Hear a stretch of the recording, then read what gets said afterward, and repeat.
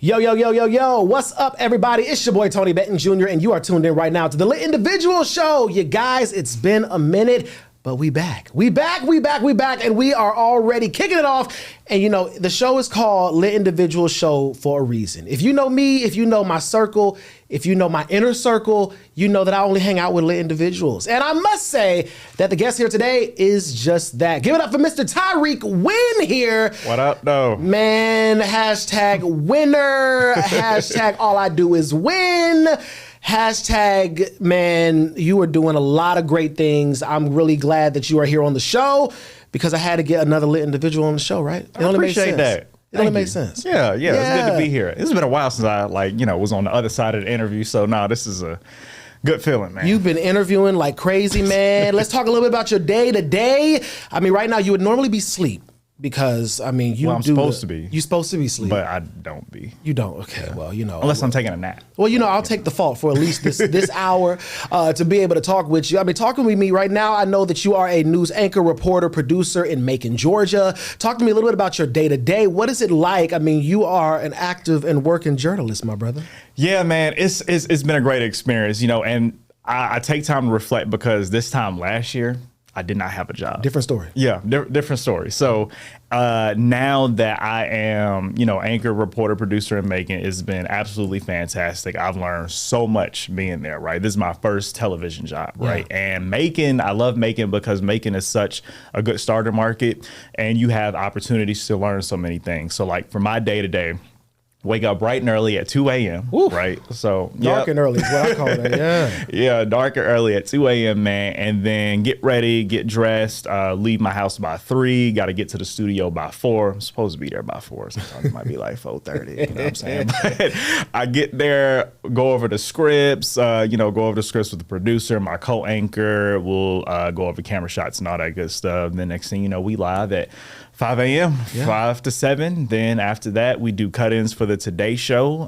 Then we'll go out and do some stories. For sure. Tell me, what is the difference? I mean, you talked to me and you said that, last year, this time, and we've had conversations. We've known each other since college, right? Yeah. And now it's a different story, almost a 180 than what it was last year. Talk to me about that difference. Talk to me about that parallel as far as what you were doing as an independent journalist and being able to work on some other projects, doing your own podcast. What's it like now being on the other side of that to where a lot of those other projects are probably on hold right now? Yeah, no, that's definitely true. So those of you guys who don't know, I was at iHeartRadio before I was now at 41 NBC in Macon. So being at iHeart, I was there. And when I was there, it was great. It was great at first. But then, of course, some changes were made. And fortunately, I was let go. And, but the Lord was talking to me and told me it was time for me to leave anyway.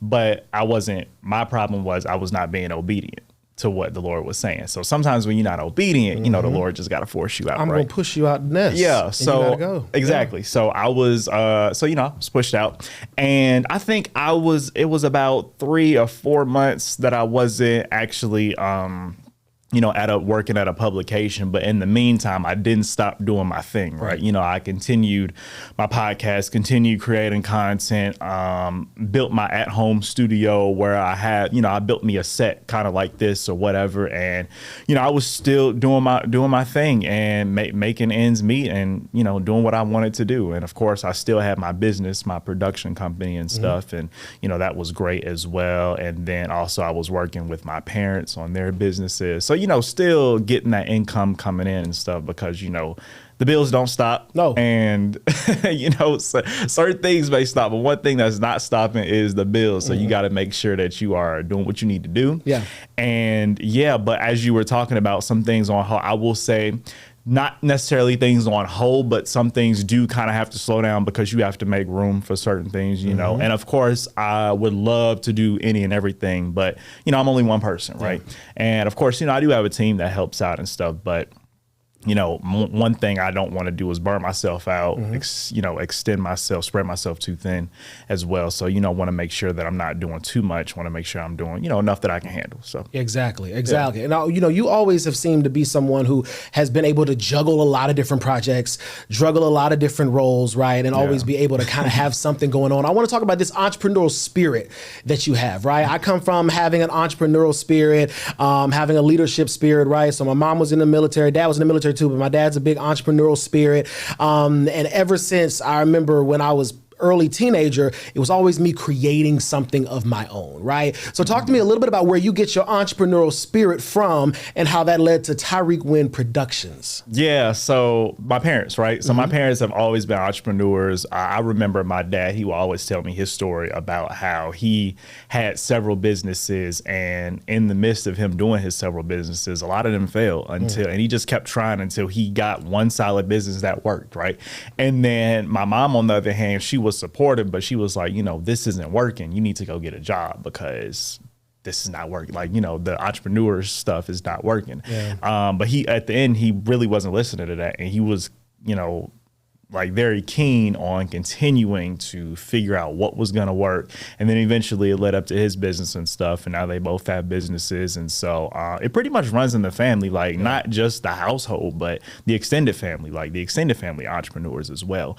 And, my grandma always told me, God likes a child that has his own, something like she said something saying like that. And I was like, that's real, because, having your own, you never know when, like, for example, like when I was at, my previous job and stuff, like if I didn't have my own, I wouldn't have had nothing. You know what I'm saying? So you got to have your own. I always tell people, like, even in our field of journalism, it is important to, of course, still do your job, but you better have a side hustle or a backup or something, because the layoffs are crazy now.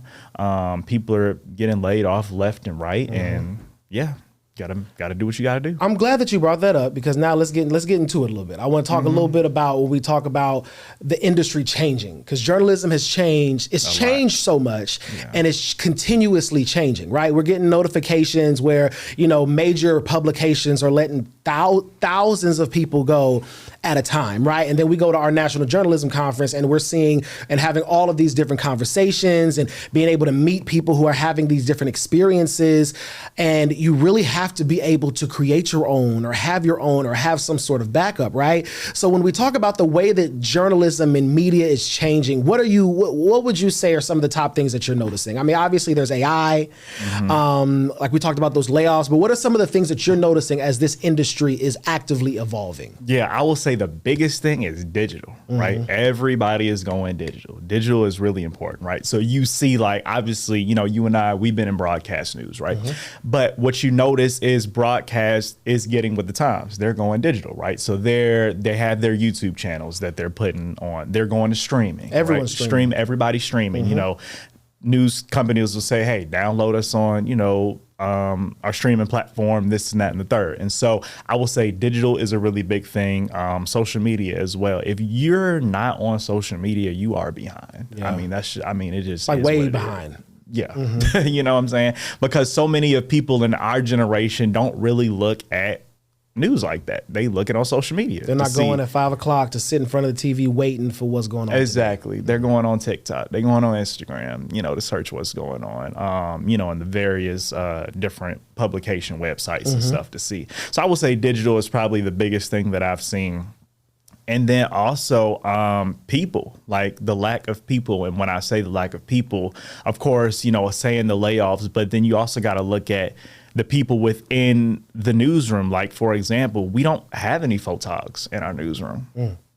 It's just us as reporters. And so we have to go out and film the stuff. Now, of course, if we do need some assistance, we can ask a friend to come help us. Like, I usually just ask, like, if I need some help filming a stand-up or something, I just ask my producer and, he'll come out and help me. But there's no like photog position, you know what I'm saying? So it's just that a lot of that is going away, where people are just doing their own thing. And then also cell phones. Like, there are a lot of companies who they're not toting around the big camera on your shoulder, right? They just got the iPhone and that's it. Or the small GoPro or Digi or whatever. Gimbal, yeah.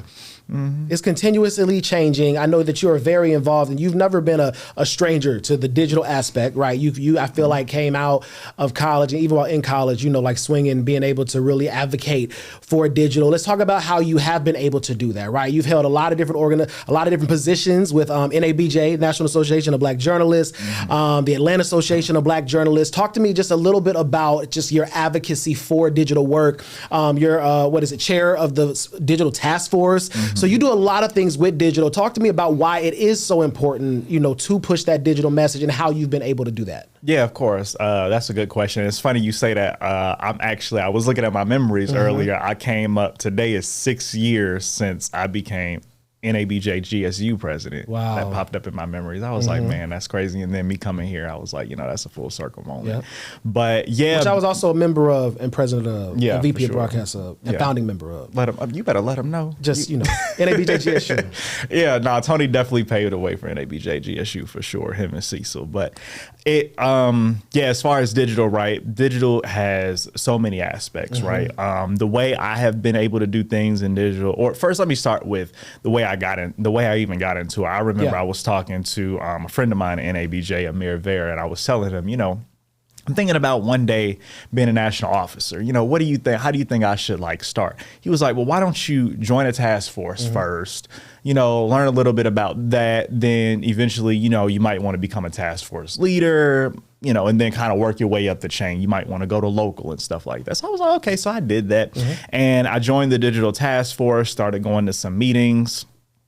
And then, just started going consistently and making friends and building connections within the task force. And one day it was time for elections. And I was actually it wasn't even an election. It was more so kind of they were stepping away from the role because their term was up. And they was like, Tyrik, do you want to be the chair? And I was like, well, I ain't never been a chair of an organization before, but I'll do it, Give it a try. So I accepted it, and it's been great ever since. One of our main goals as the digital task force is to keep our members at the forefront of the digital stuff, so let members know what's going on digitally. Like when we go to the convention, we always give tools and assets to the members that come to the meetings, let them know about stuff. We'll talk about different workshops. We'll have workshop on Google tools. We'll have a workshop on AI, how to, do this and that.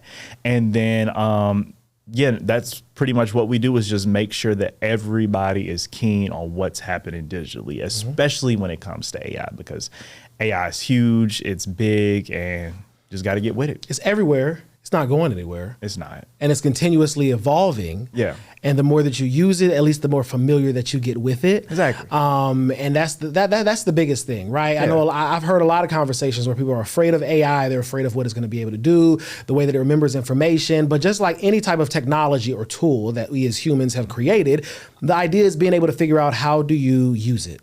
How do you regulate it? How do you keep control of it so that you're able to navigate it in the best way possible, so that it doesn't get out of hand, or so that it doesn't get out of control? We've seen that in a lot of other aspects of technology. That's true. And growth is just making sure that things are able to be regulated and things are able to keep control of. And then, at the end of the day, you're able to grow from there, right? Tyrik, I want to know, one thing that we have called each other before is we like the word frientor. Right?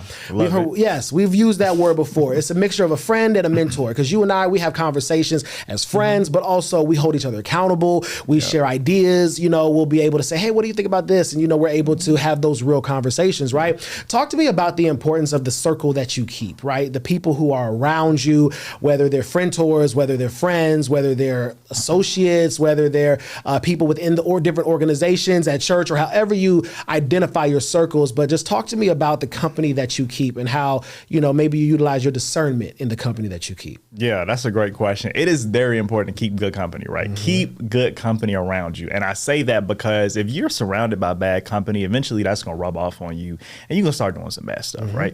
You know what I'm saying? And sometimes you really have to just sit and look and evaluate your friend group. Is this benefiting me? Yeah. Am I gaining value from this? Am I being valuable, to the group as well? And then, are we aligned on the same things, right? Like, I will tell you, one of my favorite friend groups that I have right now is, I'm trying to think, we don't really have a name. We call ourselves Gang, but that's like, that's just our, but it's funny. It's nothing like that, right? But we are we're a group, it's a group of 8 of us, right? Okay. We're all entrepreneurs doing our thing, and everybody has like their own unique thing about them, right? Like, of course, like me, I'm in journalism. There's another girl, she's a celebrity couture fashion designer. There's another guy, he's a pilot. He has his own plane. Like, these are like abnormal group of friends, you know what I'm saying? People that, just not the everyday average Joe, you know what I'm saying? These are people who are just really doing some really great and extraordinary things, and I'm, happy to be friends with them. I remember the way we met was I was a guest on one of their podcasts, and that's pretty much how the group, came together and stuff like that. And was it a group podcast? Yeah, it was 3 of them. 3 friends had a podcast together. Okay. They invited me on the podcast. And then, of course, eventually some other friends came, and that's how that friend group came about. But I'll say that friend group has had a lot of great positive influence on me, too. Okay. And then, of course, you'll have your close friends within the group as well. That'll be great frientors, as too. And then, of course, like, you and I, I got to tell you when you messing up, and, so. And you tell me when I mess it up, vice versa. Tyrik, I was trying to behave this interview. I was really trying to behave. See, we like to give each other a hard time. Always. As in, he gives me a hard, difficult that just means time. I care about you. I guess that's what that means. Yeah. So, I'm going to. Because if I'm not picking on you, that means I don't like you. I'm going to continue to behave on my platform. But Anyway, no, I think that's important, man. Yeah. I think that's really important for us to be mindful of the company that we keep, right? My mom was always on me about that. I'm looking at her now. She was always on me about that, being mindful of the company that you keep, right? And being able to have the discernment to know those who are around you. Sometimes we get it right. We don't always get it right? But as long as we're learning within that way, and again, being mindful of things, you and I, whether or not it's our brand, whether or not it's any kind of decisions that we make, because also, there's legacy. We talk about generational wealth. We talk about the careers that we have and all of these things. And I think that brand is important, right? And you've always been someone who's branded yourself, right? You've always been, you and that last name Wynn, man. What is it like having the last name Wynn? When I tell you I love this name so much, the way I was blessed with this name, W-Y-N-N. Literally, I use it every chance I get. The hotels usually be walking around. That's my hotel. Yep, that's my hotel. I tell people I'm part owner, which I do own some stocks in the hotel. I was like, that's a good way to do it. Exactly, because people kept asking me. He was like, are you related? Do you have some ties? And I was like, I said no for years. And then one day I just went on my stock app, and I was like, let me just get some shares. So that way when people ask me, I can be like, yeah, I own some shares. I at least got a little something. I got a little shares of the Wynn Hotel. That's smart. Yeah, so I was like, well, let me just do it. But, that, and then, of course, I got my clothing line where I have my I Am a Winner shirts as well. So, I have those too, Tyrik Wynn collection and stuff. I do that. And, I plaster Wynn everywhere. Like, I use it every chance I get. Award-winning journalist, WYNN. Whenever I have a chance to use it, I use it. So I love it. Yeah. Award-winning journalist. Got to use it to your advantage. You got to use it to your advantage. That's why betting, bet on. I like to see it. Look. There you go. Look, that was the homecoming campaign. That was the college campaign. I love a good last name that you could be able to play words on, right? Now, look, I want to go back to the branding question. One of the things that I think was a part of your brand is, man, you going to put that fit on, okay? If y'all go to Mr. Tyrik Wynn's Instagram right now, y'all will see that this man be dressed to the nines. I remember it was the era that you had where you was doing fit checks. You got a compliment on your shoe. Even your shoes. Talk to me, Tyrik. Your style. Do you have a description of your style? Is it just what you like, what you feel? You love the brand? What is it about your style? Because you always are putting that fit on. Appreciate that. Yeah, the daily fit checks, man. When I tell you, I was doing this thing, I call it Tyrik's Daily Fit Checks, where I was just hopping in front of the camera and I was just hyped. I was like, what it do, baby? It's your boy Tyrik Wynn, you know what I'm saying? Coming in hot, got the got the Louis shoes on, this and that, and I'm just doing a little outfit check or whatever. Cause I was trying to figure out what is some good content ideas that I could create that is different, that's unique, you know what I'm saying? Something that helps people start their day right on a positive note, right? So I was like, well, let me just do this and let me just be extra hype and funny with it. So I just started playing around one day, and I remember the first spit check. It was kind of like dull. And I was like, I need to spice this up. Kind of bring some energy. Yeah, bring some energy behind it. So I did that, and people loved it. People gravitated towards it, and now a nickname that I stuck with for a while was the fashionable journalist. Like, I'm gonna be, I definitely take pride in the way I dress. So like the suit game has got to be on point at all times, right? There cannot be any slacking, down to the jacket, the pants, the tie, the shirt, the lapel all pin. of that. The lapel pin. We love a good lapel pin. We do love a lapel pin. Yeah. Tony got me a real nice lapel pin. On air. Yes. That was a good lapel pin. But yeah, it's just when you dress a certain way, you're making a statement, right? Because it's not just, I don't just dress just because I want to look good. I dress because dressing, you're making a statement, right? You're when you step into a room, you're letting people know, hey, I'm here. You know what I'm saying? And that's pretty much how I do that. And so even when you're just out walking in public, I remember I was having a conversation with a friend the other day. It was like, we allow the Lord to just guide us in what we put on for the day, letting the Lord guide our every decisions, right? Because you never know how a certain outfit could lead you to the next thing, right? And then I always say, when it comes to a job, dress for the job you want. You know what I'm saying? There's something that you want to dress for that, right? Like even going to the airport, like, of course, we want to wear our sweatpants and stuff like that, but shoot, if the Lord leads you to wear a suit, you never know who you might be sitting next to on the airplane. Yeah. First class, comfort, whatever. Man, you never know. So what is it? I think I seen an article where some airlines are thinking about making that mandatory again, to where, because originally when people were flying, it was a status thing, right? It was, well, first of all, you had to be able to afford a plane ticket, and then also like you had to come in a suit, like you had to come in a dress and look good. Wasn't no bonnets and Crocs and But so I'm all for comfort. But I mean, we done seen in Atlanta airport, we done seen everything. There needs to be you gonna leave it at that? Yeah. Let me just leave it at that. But I will say I would definitely appreciate a dress code, at least on the higher end airlines need a dress code. What's no? Actually, don't say what's the higher the higher end airlines. Because I remember I was on an airline and I seen something. I was like, no, that's just this is unacceptable. Unacceptable. But what if you got the money to pay for a high end airline and you could pay for first class and all that good stuff, but you still want to come in your Croc and bonnet because you paid for it? I don't want to see no bonnets. I don't. So because you don't want to see a bonnet, I can't wear a bonnet on the plane. Well, hey, maybe wait till you get on the plane and then put your bonnet on before you go to sleep. Like now, if we got beds on the plane, you know what I'm saying? Which some airlines are about to do. They're about to start adding. Look, we're going to have a whole conversation because we like to travel too. Let's get to that conversation. Tyrik, every time I text you, you are literally either at work or on some island somewhere or on some cruise. Well, you can't talk on the cruise all the time, but you are somewhere. When did you get bit with this travel bug? Because like hotels got to owe you at this point because you be outside traveling all the time. Yeah. One thing I will say, I actually have COVID to thank for that. And I say that because I think the biggest lesson that came out of COVID is enjoy life, right? Enjoy it while you got it. Enjoy it while you can. You know what I'm saying? And then even just looking at, aside from COVID, just looking at different things, I've seen people go through, sicknesses and stuff like that. And, once you get down or you have certain, you have a certain medical something, whether that be a stroke, cancer, whatever, God forbid. But, you're down and you're limited to what you can do. And so, once I saw those things, saw what happened during the pandemic, I was like, man, I got to get out here and enjoy life. Have to.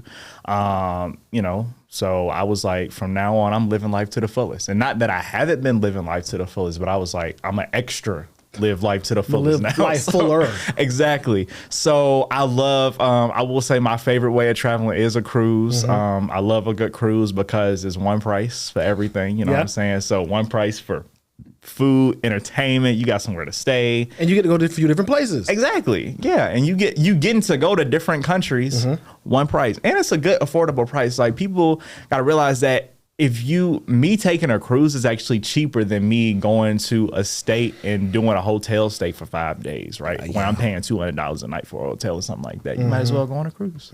For a few days, get away. And it's a different type of vibe too, going on a cruise. I've only been on one cruise. I have another one coming up, but otherwise I just, I loved the experience. Yeah. Definitely want to do more cruises. I see why people do it. It's so interesting that you say that, because also, didn't cruises like outbreak on or like the pandemic outbreak on a cruise? Yeah, I remember that. Yeah, I remember that. Were you on a cruise at that time? I was no, but I was when they had first made that announcement. I was in Miami, and I think I might have just got off of a boat when it happened. That's scary. Yeah, it was. I was like, man, I dodge that. Okay. So when we talk about travel, I want to know, what was your last travel that you had? Oh, recently? Your last travel, yeah. Oh, yeah. I literally just got back from Dominican Republic on a cruise. Yeah, you did. Turks and Caicos and all of that. We was having a time. Yeah. Meanwhile, we just in Atlanta, just dealing with every type of weather in the same week, because that's what Atlanta weather does. Yeah. Favorite place that you've traveled to? Oh, that's a good question. I would say it would be between Paris, Hawaii, and when I took a Mediterranean cruise last year. You just be outside. In Europe. Yeah, that was what do you do when you go to these places? I explore. I explore and go to the different sites and stuff. Love a good casino too. Yeah. So I got it. I said yeah too quick. Gotta check that out too. So I love Vegas every now and then too. Just to go have a little fun. But I just like doing that. And then I'm a really big fan of water too. Like I love going to the beach, getting in the water, snorkeling. Peaceful. Exactly. Yeah. And then you go to these different countries. They have the clear water where you can see all the way down to the ocean floor. You know what I'm saying? You can see your foot or whatever, whether it's, here we got our water. But yeah. Go see America's water. Yeah, exactly. I want to talk about, we talk about this relaxation. We talk about staying busy. We talk about staying active. I want to get a little bit deeper, right? You and I, again, we have conversations. We're frientors to one another. I want to talk about how you really stay positive, right? You've got win in the name, but I'm sure there are some times where, you may not have won in the ways that you wanted to at least win, right? Dealing with people, the naysayers, the people who always have something to say, those who may not have supported you, may have told you not to do something. I'm saying these because I dealt with these same things, right? You and I, we have a lot of similarities. Shout out to the South Side. We come from Clayton County. Two black men in journalism and media. We're around the same age, about 3-4 year difference. Yeah. But what do you do to be able to? You're not about to try me like I'm that much older than you, Tyrik, because we were in college together. So, and I was a freshman, you were a senior. Okay, that's together. That's together. Yeah. Yeah, we was together. Because you're about 2 or 3 years older than me. No, I'm not. Anyway, what was my question? My question was, how do you, deal with people like yourself, being able, I'm just playing. How do you know, and all jokes aside, when it comes to you being able to navigate, just life and the negative things that have been able to come, just tell me, what is that like? You mentioned, your faith, you mentioned just, staying busy, but how do you actually do that when you need to tap in, when it's just like, this is a lot, man, it's a lot at once. How do you hold it together? Yeah, I will say that is one thing that, like you said, you and I have both dealt with. It's always some naysayers. There's always some haters out there that's telling us, no, not to do something and all that good stuff. One thing that I instilled in myself was, when somebody tells you no, use that as motivation to prove them wrong. And I've stuck by that ever since, right? When somebody tells me no or I can't do something, that just tries for me to go harder. Like it's really motivation. I use it as motivation to just keep going harder, man, and continue, got my eye on the prize, continue going for that goal that I'm striving for. And sometimes, you may do things, like you said, there have been times where I have not felt like a winner, you know what I'm saying? But I just use that as a learning lesson, right? What can I learn from this? What are the takeaways, and what am I going to do differently next time so I can win, right? And I just try to have a positive attitude about it. Now it's plenty of times where I get frustrated and I just want to, sit, mope, and quit. You know what I'm saying? But at the end of the day, you know, got a mission. Yeah. Got goals and got to hit them. Mm-hmm. So. Mm-hmm. Got to be able to just look past whatever it is that's trying to fog up your view, right? Yeah. And then really being able to tap into, you know, like you said, things of your faith or things of being able to stay focused, taking a cruise, you know, going on a trip, not allowing those things. Therapy. Travel is therapy, right? It is therapy. You know, or finding what it is that is your form of therapy and being able to have that outlet, or, you know, finding those positive things, those positive people, you know, the crew that you hang around and the people that you surround yourself with and all of those things. And I think that those are important things to be able to pay attention to. Tyrik, I want to know where your inspiration comes from. So we talked about, you know, how you deal with the naysayers, how you stay busy, all of those things. But when it comes to your inspiration, what inspires you? When you go to work every day at the dark, early time of 2 a.m., what inspires you when, you know, you're doing your fit checks, or, you know, you're working with the young people, or doing Tyrik Wynn productions? What gets you going? I say to people, man, I like being a morning anchor. I feel is such a huge responsibility, right? And I say that because as a morning anchor, I have a responsibility to wake people up in the morning, get people's day started, right? I'm the first face that people see when they get up in the morning, right? When they, 9 times out of 10, when people turn me on in the morning, they're in the bed, you know, laying down, sleep, you know what I'm saying? Just waking up, right? And so it is my job to help them get energized and ready for the day and start that day off on a positive, good foot, right? And so I use that as motivation. That's inspiring. That's a really big responsibility that I have, right? And it's my job to make sure that I deliver for the viewers every morning. So of course, that's definitely inspiration when it comes to the fit checks, man. It's just to entertain people, honestly, just something to entertain people. And do you still do those? It's been a while since I've done it. It's more so, I do want to get back to doing one thing I've been trying to focus on, is cleaning up this, getting my social media. I need to get on a social media schedule, because right now it's just all over the place. You know, Finding a post, you know, posting's a job. Posting takes so long. Social media is a job. It is. And you want to make sure it's right. It's the right caption. You want to make sure it's engaging, and it takes a lot. Like posting at the right time with this algorithm. I tell you, I have literally just pulled my hair out trying to figure out this algorithm thing. Yo, it's crazy. Because I'm like, certain things, I'm like, nah, I know this should have got way more engagement than it did. Like, you know what I'm saying? I'm like, nah, I know y'all saw this. You know what I'm saying? You ain't going like, you know what I'm saying? But some people don't see it. Yeah, this algorithm is just bad. Exactly, it is. And that's why I be trying to I be like, okay, when is the best time to post? Because sometimes I post something at this time. I'm like, okay, it did good. I'm gonna start posting at this time. Next time I post at this time, it don't do nothing. You know what I'm saying? I think it just wants us to feed us content. That's the thing. Yeah. Right now, people just want content fed to the platform. And the idea is if you're using the platform, you know, then we appreciate that. So we'll give you more attention. We'll show more people on your explore page or to where it comes through. Because now you don't even see the content from a lot of the times the people that you follow. Yeah, you don't. Yeah. You just don't. And I'd be like, it'd be funny because I'd be like, oh, I ain't seen them on social in a long time. They're like, I'll be posting all the time. And I'm like, oh, I didn't see it. Well, oops, my bad. Sorry. Blame the algorithm. Exactly. Well, look, Tyrik, you know, I love being able to have these type of conversations, man. You are truly a lit individual. Coming from the lit journalist, I'd say you are a lit journalist as well. I appreciate that. Yeah, man. You know, you are a lit journalist as well. But man, I do want to know, you know, when it comes to those who are watching and, you know, they follow you, you know, they see what you've been doing for these few years and, you know, are really proud of you. What advice would you give to those who are maybe just needing a little bit of boost, right? They're just needing something to keep them going or to inspire them to get up and just do it. Don't quit. What would be your piece that you would want to lead the people with?